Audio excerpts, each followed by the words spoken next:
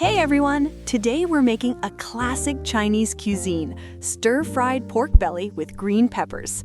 It's savory, practically non-spicy, and the ultimate rice killer. Let's start with the peppers.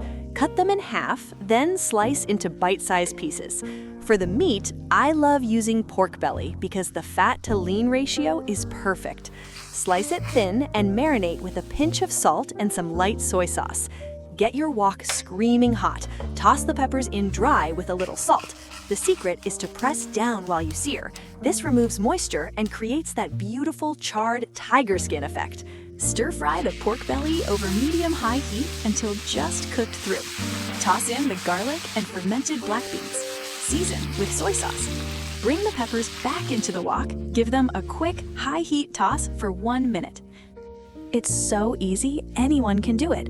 Serve it over hot rice and enjoy.